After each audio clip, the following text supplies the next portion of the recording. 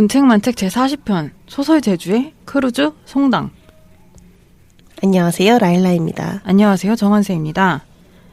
오늘의 책 소설 제주의 두 번째 저자인 김경희 작가는 2010년 코피루악을 마시는 시간으로 제10회 동서 커피문학상을 수상하며 등단하였고, 다큐 에세이 제주의 4월이랐다, 여행 에세이 마음을 멈추고 부탄을 걷다를 썼습니다.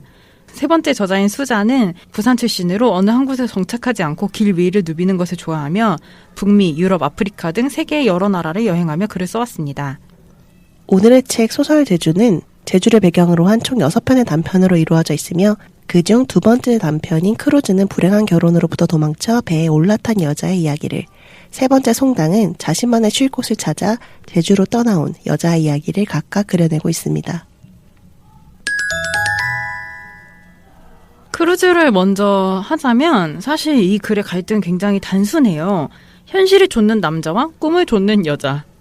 이런 이야기인데, 이 소설과는 별개로 이런 류의 갈등이 흔하다고 여겨지는 걸 보면 아직 사회적인 시선이 남자는 현실적이고 여자는 몽상가적인 기질이 있다, 이런 편견이 확실히 많이 있는 것 같습니다. 그렇죠. 근데 사실 현실적인지도 잘 모르겠어요. 남자가? 그렇지. 그러니까 과연? 본인은 그렇게 주장하는 거지. 나는 현실적인 사람이고 너는 꿈을 좇는다. 언제까지 그렇게 살 거냐. 전혀 그렇지 않지만. 네. 아무튼 남자는 성공하기 위해 성공이란 무엇인가 또 얘기해야 되는데, 일지에 남고 여자는 행복을 찾아서 행복이란 무엇인가 이것도 얘기해야 되는데 제주도로 떠납니다. 그러면서 두 사람 사이에 어떤 갈등이 있었는가 이제 회상처럼 나오는데, 에피소드 하나하나가 정말 다 주옥 같다고 저는 생각했고 둘이 왜 결혼했는지 정말 도저히 모르겠는? 결혼하기 전부터 내가 봤을 때 이미 파국이었는데 결혼을 왜 했는가. 그 두 사람이 대화하고 있는데 사실 대화가 아니고 하나도 대화가 되지 않고 서로 그냥 하고 싶은 말만 하고 표면적인 말만 하는, 그러니까 서로가 소통하지 않아. 맞아. 전혀. 내가 왈왈왈왈 하면 쟤는 거의 이런. 맞아. 그 대화에서 무슨 생각으로 결혼을 했지? 이미 결혼하고 이 대화가 이렇게 바뀐 게 아니고 결혼하기 전부터 이랬을 텐데? 그리고 이 결혼 생활, 정말 행복하지 않은 이 결혼 생활 이후에 주인공이 이제 통증이 계속 발발했다는 얘기가 나오거든요. 네. 근데 이 통증이 결국 신경성인 것 같고요. 그러니까 스트레스성. 많은 여성들의 스트레스성 질환을 이렇게 표현하신 건가라는 생각이 들었는데, 통증이 유령이라고 표현이 돼요. 근데 뭐 괴이하고 현실감 없는 통증이 몸 어딘가를 관통했다, 이런 표현, 그리고 생생하면서도 위험한 느낌이었다, 이런 표현들이 있는데, 저는 쭉 읽으면서 이 통증이 되게 관념적으로 쓰였다는 생각이 드는 거예요. 맞아. 구체적인. 환상통이야. 환상통인데 환상통도 구체적일 수 있잖아요. 그치. 근데 여기서의 통증에 대한 묘사 자체가 되게 애매모호하게 쓰인 통증이어서 저도 읽으면서 이게 그래서 무슨 통증인가? 통증이라는 건 사실 실체하는 건데, 감각으로 실체하는 것인데 그것이 환상이더라도. 그렇죠. 근데 여기서는 아무 통증이 일단 팔이 잘려나가는 통증이라든지 황상통이어도 손톱이 빠지는 것 같은 통증이라든지 배가 아프다든지 이런 통증이 아니라 그냥 통증이다, 아주 아프다, 이런 말만 반복되고 있어서 저는 작가분도 이게 무슨 통증인지 정확하게 생각하지 않으셨나 보다, 그냥 통증이라는 소재를 쓰고 싶어 하셨나? 이런 생각이 들었어요. 저는 이 소설이 읽으면서 너무 연극적이어서 맞아. 좀 당황했는데, 글쓴이가 라디오 드라마 작가로 데뷔해서 방송 작가 활동하고 있어서 그런 것 같아요. 그게 영향이 없을 순 없겠죠? 그래서 모든 게 너무 과한다는 느낌이 드는 거야. 서울에 있는 대학로에서 작은 소극장에 연극을 보면 배우들이 엄청 소리를 지르거든요? 왜냐하면 그런 데는 이제 소극장이다 보니까 음향시설이나 이런 게 좋지 않고, 그래서 소리를 엄청 치는데 그 거센 소리를 듣는, 그러니까 이 작은 공간 안에서 배우들의 악쓰는 소리를 듣는 그런 식의 극적인 느낌? 그래서 모든 게 너무 과하다는 느낌이 들고 너무 연극적이고, 저는 극과 소설의 차이가 전자는 현실인데 현실 같지 않은 느낌을 명확하게 주는 거고, 후자는 현실이 아닌데 현실 같은 느낌을 주는 데 있다고 생각해요. 저는. 네. 근데 이 크루즈는 모든 게 너무 과장됐다고 느껴져서 몰입하기가 어려웠고, 특히 말씀드린 것처럼 대화 부분을 읽을 때 이게 뭐냐, 이 대화가 무엇을 위해 존재하는가, 그러니까 둘이 소통하지 않는다는 것을 위해 존재하는 걸까? 근데 이제 말투가 진짜 연극적이에요. 근데 저는 소설을 읽을 때 이 대화를 우리가 상상하면서 읽게 되잖아요. 이 대화하는 방식을. 대화가 아니라 나는 대사 같다고 느꼈어. 계속. 대사인데 그 대사도 자연스러운 대사가 아닌 거죠. 그러니까 저는 처음엔 이게 번역체 같은 말투인가라고 생각했는데 번역체를 넘어서 연극도 자연스러운 대사를 할 수 있는 연극이 있는데 이거는 정말 연극을 위한 연극 대사 같은 느낌? 나는 그런 생각에서 80년대쯤에 있었던 라디오 드라마 난 들어본 적이 없지만 그때는 라디오에서 성우들의 이제 목소리 연기만으로 모든 게 이제 됐던 때가 있었잖아요. TV도 잘 없고 그러던 시간에 그 시기에 어떤 라디오 드라마의 대사체가 있다면 이런 거 아니었을까?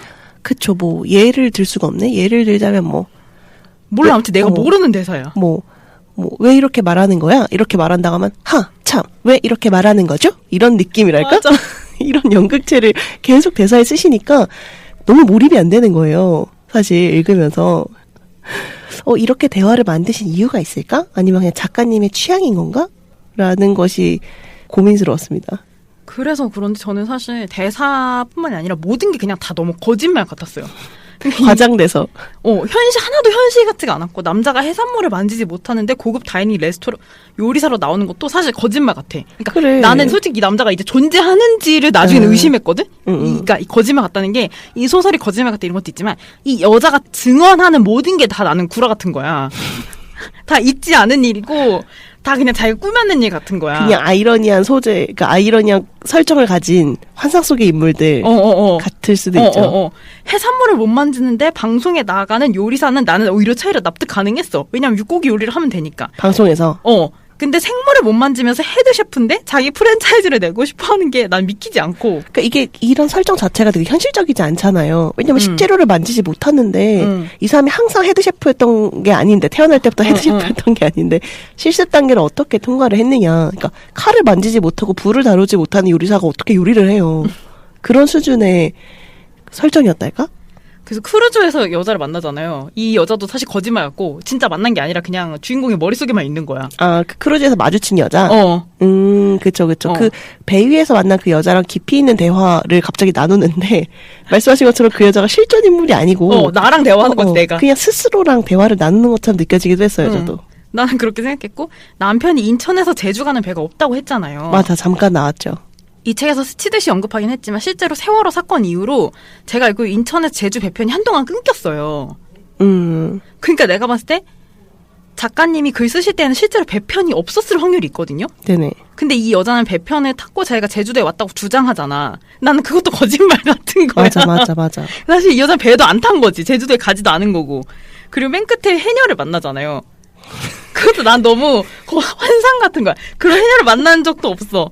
되게 산신작처럼 나오지 않았어요? 해녀가? 그리고 그 해녀가 준 해산만큼은 확실히 환상이라고 그래 나오잖아요. 사라졌으니까. 그러니까 나는 이 모든 게 다 그 환상인 해삼을 만들기 위한 환상 빌드업이다. 그러니까 저는 이게 작가님이 어느 날 꿈을 꾸고 그냥 꿈 얘기를 소설로 만드신 것 같은 느낌도 있었어요. 이게 꿈처럼 흘러간다. 아무 맥락 없고 환상 같은 존재들로 가득 찬 이미지다? 너무 거대한 부조리극 같다고 생각했고. 맞아. 모르겠다. 이게 소설의 제주인데? 이게 제주도와 무슨 상관이 있는가? 제주도가 계속 그런 식으로 나오잖아요. 꿈의 도시처럼 나오잖아요. 내가 가면 행복해질 수 있는 도시처럼 나오잖아요. 그쵸. 또 환상의 섬. 그래서 어쨌든 도착했는데 그 해녀가 해삼을 줬는데 그 해삼은 사라졌잖아. 그럼 내가 찾는 행복은 사라진 거야? 혹은 저는 이걸 보면서 이 크루즈 배를 타고 이 사람이 제주로 건너오는 과정이 되게 이승과 저승의 경계처럼 느껴지기도 했거든요. 죽은 거야 그러면? 죽었을 수도 있지. 혹은 그 이전의 삶과 이후의 삶이 나눠지는 것 같은, 이미 그 이전에 내가 죽고 다시 태어난 것 같은 예감이 들기도 했어요. 그래서 그 배 위에서 여자랑 대화했거나 아니면 해녀를 만난 것들이 꿈일 수 있지. 이 사람의 그냥 이 이후로 나는 전혀 다른 삶을 살겠다라는 각오의 은유일 수도 있죠. 근데 이것은 이제 제가 그렇게 해석하는 거고 좋게 해석해 보는 것이고 사실은 잘 모르겠어요. 작가님의 설명이 필요합니다. 그리고 이제 송당으로 넘어가자면, 송당을 저희가 붙여서 한 이유가 송당이 진짜 짧아서 이제 같이 붙인 건데 저는 너무 짧아서 그런지 모르겠다.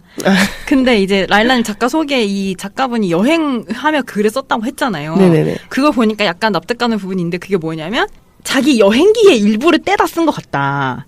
그쵸. 내가 여행하다가 느꼈던 어떤 부분을 살짝 주인공의 설정을 추가해서 느꼈던 부분이 아니라 자기 삶에서 한때 이렇게 살았던 적이 있는 거지. 일을 하다가 주말이면 어딘가에 가고 이렇게 살았던 적이 있는 거지. 에세이네요. 그쵸. 거의. 그래서 내가 왜 이렇게 생각했냐면 이 주인공이 겪고 있는 문제가 뭔지 모르겠는 거야.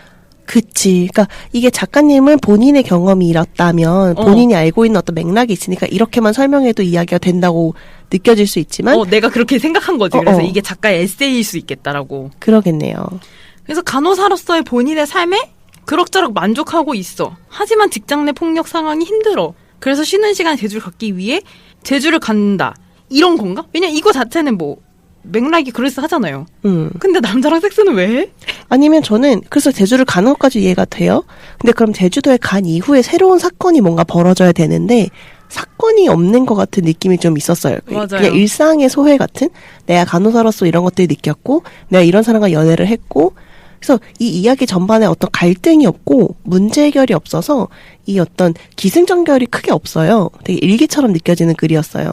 이게 작가님이 어떤 메시지, 어떤 주제의식이 있었는가? 그걸 잘 모르겠다. 근데 물론 모든 이야기에 주제의식이 있을 필요는 없지. 그냥 단순히 재미만 있어도 되잖아요. 근데 그럼 재미라도 있어야 되는데. 그러니까 뭔가는 있어야 되지. 뭔가는 있어야 되지. 그리고 재미만 있는 책도 주제의식은 있어요. 그러니까 뭘 얘기하면서 재미를 주고 싶은 게 주제의식인 거지. 맞아. 그래서 제가 원미동 사람들 읽었을 때 얘기가 확장이나 연대 발전이 없는 것 같다라고 얘기했잖아요. 제가 그 말 취소하고 제가 그 말 여기다 쓰겠습니다.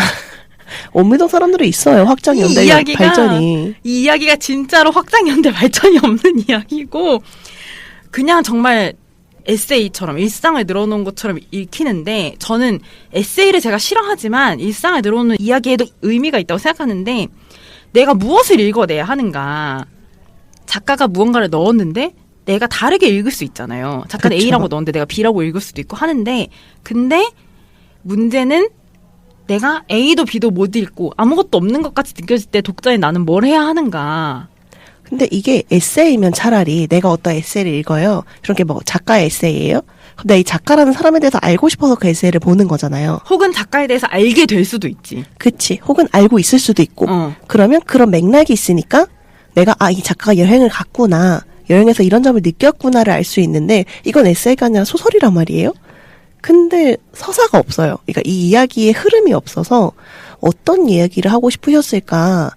어쨌든 우리가 글을 쓸 때는 무언가를 전달하려고 글을 쓰는데 아니면 일기로 보관할 테니까 어떤 의미로 쓰신 것일까가 또 궁금했습니다. 그래서 말씀하신 것처럼 기승전결이 갖춰져야 하는데 그런 것도 없고 뭐 그렇다고 해서 이 시대에 생활상 아카이브하는 그런 기능이 있냐면 그것도 아니고 제주도, 그러니까 저는 계속 그 생각이 드는 것 같아요. 이게 소설 제주에 들어가려면 전 제주도와 관련이 있어야 된다고 생각하거든요. 근데 전부 다 제주도를 방문하는 이야기가 되잖아요. 나는 그것도 사실은 좀 위험하지 않나? 그래서 저도 이게 저희가 소설 제주를 처음에 골랐던 이유 중에 하나가 지역적인 어떤 주제의 의식을 담은 소설들이 모여있겠다라는 생각이었는데 지금까지 저희가 이제 3편째 알려드리고 있거든요. 근데 3편째까지가 계속해서 이방인의 입장으로 제주를 묘사하는 내용이 등장하고 있어요. 저는 이걸 읽으면서 제주 분들에게는 이게 어떻게 느껴질지 잘 모르겠다는 생각이 들기는 해요. 그러니까 앞에 이런 소설들이 조금 너무 이방인의 시선으로만 제주를 보고 있지 않나? 제주를 너무 타자화하고 있지 않나? 라는 걱정이 약간 있습니다.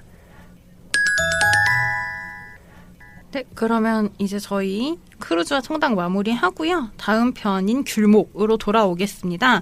귤목은 또 이것과는 다른 이야기라서 네, 또 다른 관점의 혹은 다른 시점의 이야기로 보실 수 있을 것 같아요. 저희 다음 편 귤목의 감상으로 돌아오겠습니다. 네, 저희 팟빵이랑 아이튠즈 팟캐스트에 좋아요와 구독 많이 눌러주시고 트위터와 인스타그램에도 팔로우랑 리트윗, 리그림 많이 해주세요. 궁금하신 점 있으면 언제든지 연락 주시고요. DM과 메일, 그다음에 인용 다 열려 있습니다. 연락 부탁드려요. 저희 400명 이벤트 언젠가 할 거란 것도 잊지 말아주시고요. 네, 저희가 이번 순서가 페어북 본책만 책 2편 소수정독 원래 이랬는데 퓨리오사 저희가 화해형 영화를 한 편 했기 때문에 다음 편에 바로 소수정독하고 그 다음에 다시 페어북 그런 책은 없습니다. 돌아오고 그 다음에 귤목으로 돌아오겠습니다. 네, 그럼 지금까지 배고픈 정한세 그리고 라일라였습니다. 프로페셔널 페미니스트가 되는 그날까지 페페였습니다.